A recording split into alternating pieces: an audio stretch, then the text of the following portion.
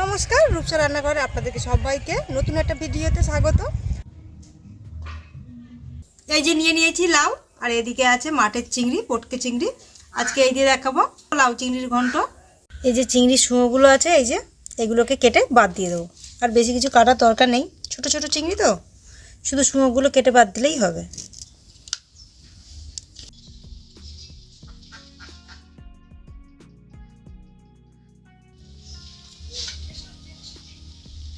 প্রথমে লাউটাকে খুব ভালো করে খোসাটাকে ছাড়িয়ে ছোট ছোট টুকরো করে কেটে নেব।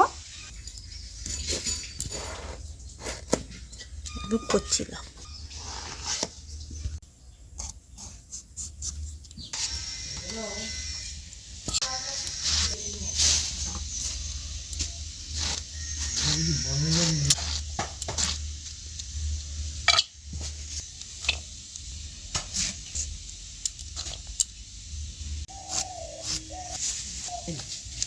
এখানে নিয়ে নিয়েছি আদা আর জিরে, এটাকে বেটে নেব।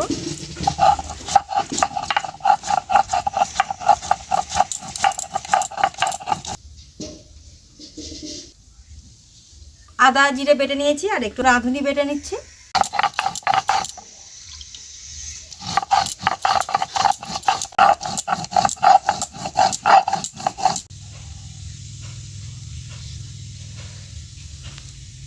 এইবারে চিংড়ির মধ্যে দিয়ে দেবো নুন আর হলুদ গুঁড়ো। এইবারে দিয়ে দেবো কড়াইতে তেল। এই চিংড়িগুলো এবারে তেলের মধ্যে দিয়ে ভেজে নেব।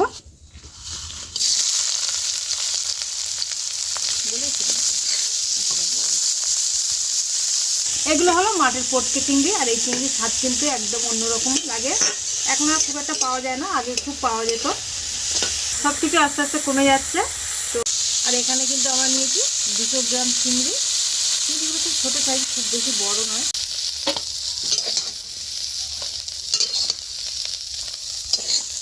চিংড়িগুলো ভেজে নিয়ে তুলে নিচ্ছি। এইবারে দিয়ে দেবো কড়াইতে তেল। এই যে এখানে এই যে শুকনো লঙ্কা, তেজপাতা আর 5 ফোড়ন।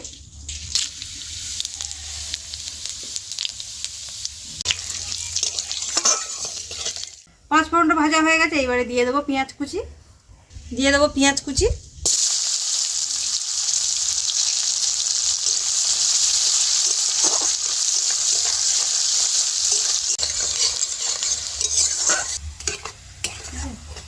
পেঁয়াজটা ভেজে নিয়েছি। এইবারে দিয়ে দেবো জিরে আদা যেটা পেস্ট করেছিলাম সেটা।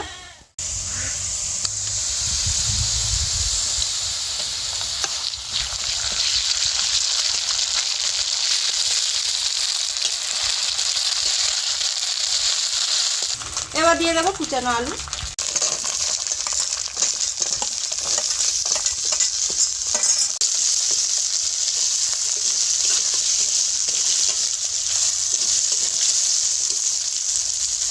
মশলার সাথে আলুটা খুব ভালো করে ভেজে নিয়েছি। এরপর দিয়ে দেবো, এবারে দিয়ে দেবো 1/2 চামচ লঙ্কার গুঁড়ো, দিয়ে দেবো 1/2 চামচ হলুদ গুঁড়ো।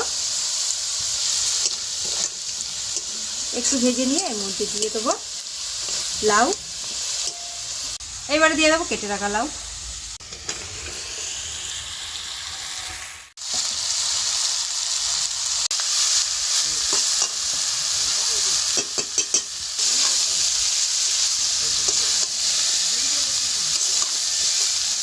এইবারে দিয়ে দেবো স্বাদ অনুযায়ী নুন।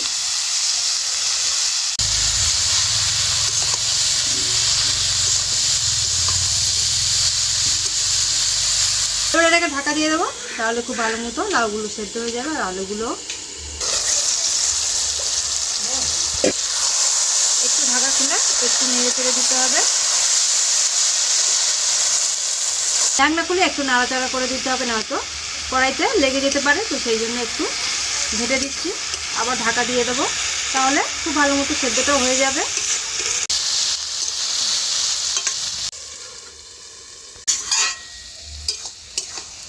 লাউ আলু খুব ভালো মতো সেদ্ধ হয়ে গেছে। এই যে দিয়ে দেবো চিংড়ি। চিংড়ি দিয়ে কিন্তু আরও 5 মিনিট খুব ভালো মতো এটাকে সেদ্ধ করব। আর এর মধ্যে দিয়ে দেবো রাঁধুনি। আমরা যে রাঁধুনিটা বেটে রেখেছিলাম সেই রাঁধুনিটা দিয়ে দিচ্ছি। এই লাউ তরকারি এই রাঁধুনিটা দিলে কিন্তু খুব সুন্দর একটা সেন্ট হয়, খেতেও খুব ভালো লাগে। চিংড়ি দিয়ে 5 মিনিট খুব ভালো করে রান্না করে নিয়েছি। চিংড়িগুলো খুব ভালো মতো সেদ্ধ হয়ে গেছে, সব কিছু সেদ্ধ হয়ে গেছে। লাউ চিংড়ি রেডি হয়ে গেছে, এইবারে নামিয়ে নেবো।